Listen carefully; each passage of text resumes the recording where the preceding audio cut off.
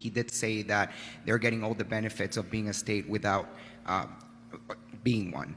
I think he would like Canada to come to the table and negotiate in good faith. They were offered quite a good deal last week. They chose to reject it. Unfortunately, Prime Minister Carney rose to power on an anti-American, anti-Trump platform. I believe he was more than 20 points behind, and he seems to have gone back to his old playbook. And I think one has to ask oneself, is he trying to benefit himself, the Liberal Party, or the Canadian people? Carney is more concerned, Canada's Prime Minister, is far left. He has a far left base, and he's more concerned with appeasing his base and appearing that he's going against Donald Trump.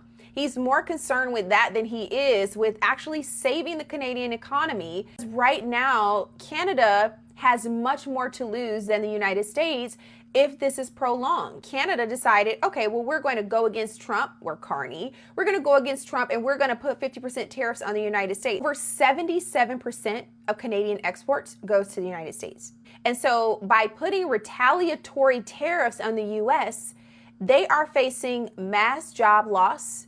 They're facing price hikes. Their prime minister wants to play a game with Donald Trump. In contrast to that, the U.S. only sends about 17 to 18% of exports into Canada.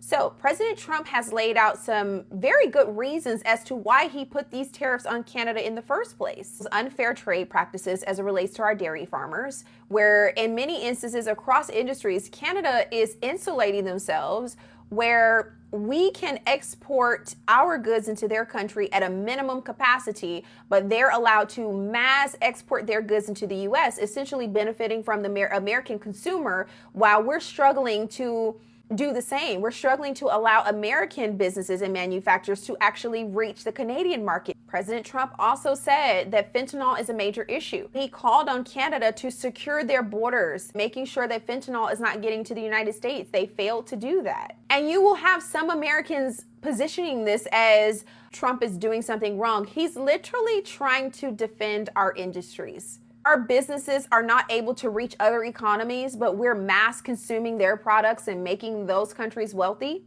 Somebody needed to step in and say, Americans have to come first. So good leadership as it relates to Canada should be more about protecting the Canadian economy and actually using the leverage that they do have to keep the relationship steady between the U.S. and Canada. Instead, they have a leader who is putting his political ambitions before the Canadian people, and it's only going to cause them harm. I go into greater detail on this topic over on my Substack. You can click the link in my bio to join my community.